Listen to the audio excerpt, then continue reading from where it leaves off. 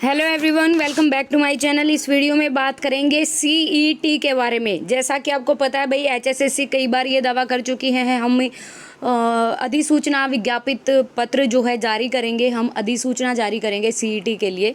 तो आज फाइनली वो जारी हो गई है और ये 5 मई 2022 का नोटिस है। आज 6 मई, तो ये कल डाला गया था और आज आप देख सकते हैं, मतलब आज ही हुआ होगा अपलोड, ये कल की डेट है तो कल रात को देर से डाला होगा। तो देखिए क्या बोला गया है, इसमें क्या संशोधन हुआ है। यहाँ पे लिखा है हरियाणा ग्रुप गैर कर्मचारी मतलब ग्रुप डी अधिनियम 2018 की धारा 26 द्वारा प्रदत्त शक्तियों का प्रयोग करते हुए हरियाणा के राज्यपाल और उनके द्वारा उक्त अधिनियम की द्वितीय अनुसूची में निम्नलिखित संशोधन करते हैं। हरियाणा ग्रुप डी कर्मचारी भर्ती एवं सेवा की शर्तें अधिनियम 2018 के अनुसार चयन के लिए मानदंड, ये सभी विभाग जितने भी डिपार्टमेंट में ग्रुप डी जहां पर न्यूनतम शैक्षणिक योग्यता मैट्रिकुलेशन है, उससे संबंधित उम्मीदवारों के चयन और नामों की सिफारिश और सामान्य पात्रता परीक्षा और सामाजिक आर्थिक मानदंड के आधार पर ही होगी। भाई 95 नंबर का पेपर होगा, ये जारी कर दिया गया है। सामान्य पात्रता परीक्षा 95 अंक और सामाजिक आर्थिक मानदंड 5% यहाँ पे होगा। सीईटी अंक से अभिप्राय है कि सीईटी में आवेदक के द्वारा प्राप्त किए गए अंक कितने कैंडिडेट के आए हैं, फिर आपके सामाजिक आर्थिक मानदंड के अंक और कुल योग से अभिप्राय है सीईटी के अधिकतम अंक और सोशियो इकोनॉमिक क्राइटेरिया के अधिकतम अंकों का कुल योग। सामान्य पात्रता परीक्षा के अंकों को निम्नलिखित समाविष्ट करते हुए 2 भागों में विभाजित किया है। सामान्य ज्ञान, विवेक बुद्धि, मात्रात्मक क्षमता, अंग्रेजी, हिंदी। तो देखो सभी और सुसंगत विषयों के लिए 75% अंक। उसके लिए ग्रुप डी के पदों के लिए प्रश्न पत्र माध्यमिक शिक्षा मैट्रिक के स्तर का होगा। जो सोशो इकोनॉमिक क्राइटेरिया का हकदार कौन कौन होगा, ये चीज़ बहुत बार हो चुकी है, तो ये आप पढ़िएगा यहाँ से। उसके बाद क्या बोला है, देखो, चूंकि भारत के संविधान के अनुच्छेद 16(1) के अधीन अवसर की समानता या अवसर की समता के मानकों के अध्याधीन पदों पर चयन की उचित और युक्तिसंगत प्रक्रिया एक संवैधानिक अपेक्षा है।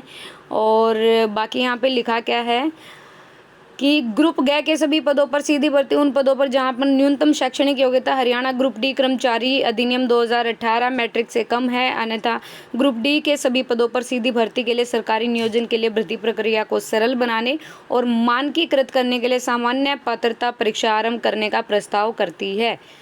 बाकी यहाँ पर संक्षिप्त नाम और लागूकरण बताया है भाई कि भाई जो ग्रुप डी वाली जो होगी उसका तो हम सीधा सीधा कराएंगे सीईटी और उसके बाद यहाँ पे आपको ज्वाइनिंग देंगे।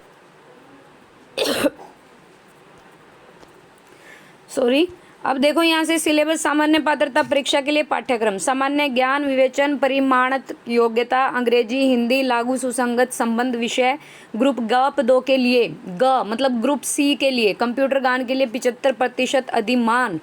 हरियाणा के इतिहास, ये हरियाणा जी के 25% रहेगी। ग्रुप ग के पदों के लिए प्रश्न पत्र 10+2 के लेवल पर और ग्रुप डी के पदों के लिए मैट्रिक लेवल का रहेगा। उसके लिए आपको ये पंजीकरण की प्रक्रिया है कि अगर आपने सामान्य मतलब कॉमन एलिजिबिलिटी टेस्ट जिसे सीईटी बोला गया है, उसके लिए रजिस्ट्रेशन नहीं किया है तो कर सकते हो। यहाँ पे आपकी फ़ीस बताई गई है कि फ़ीस कितनी रहेगी।